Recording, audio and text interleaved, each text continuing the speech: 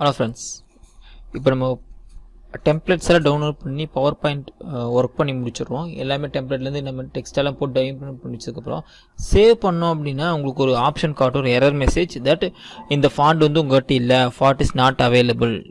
அப்போது இந்த பிடிஎஃப் நம்ம ஒர்க் பண்ண எத்தனையுமே என்ன ஆயிரும் அப்படின்னா இந்த பிபிடி வந்து நம்ம சேவ் பண்ண முடியாது. ஸோ இதுக்கு நம்ம என்ன பண்ணலாம், இதுக்கு எப்படி சொல்யூஷன் பார்க்கலாம் அப்படின்னு நம்ம பார்க்க போகிறோம்.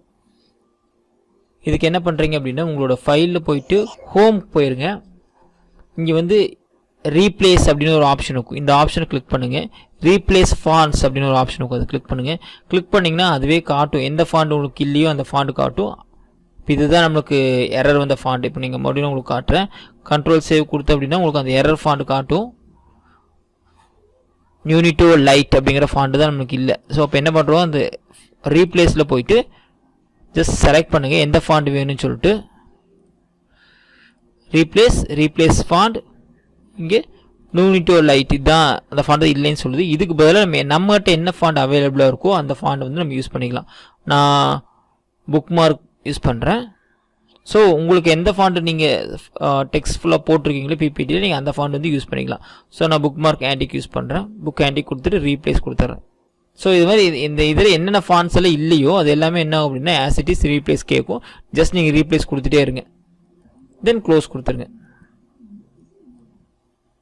இப்போ ரீப்ளேஸ் ஆகிடுச்சு. இப்போ நான் சேவ் பண்ணுறேன். இப்போ ஓகே கொடுத்துட்டீங்க அப்படின்னா இந்த ஃபைல் வந்து ரெடி ஆயிரும்.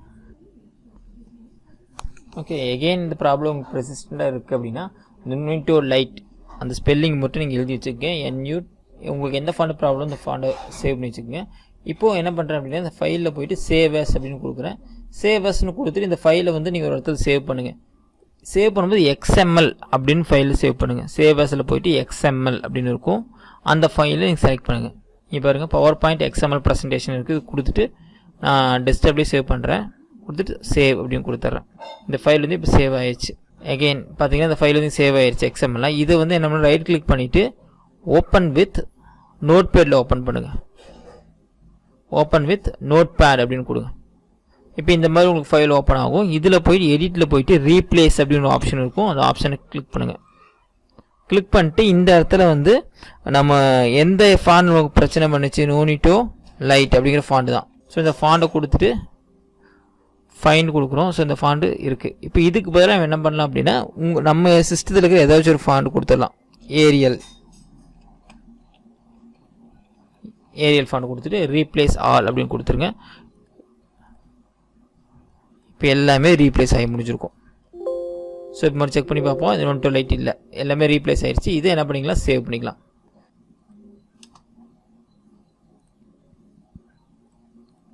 சேவ் பண்ணிட்டோம். இந்த ஃபைலை இப்போ ரைட் கிளிக் பண்ணிட்டு ஓப்பன் வித் போயிட்டு நீங்கள் வந்து பிபிடியில் நீங்கள் ஓப்பன் பண்ணிடலாம்.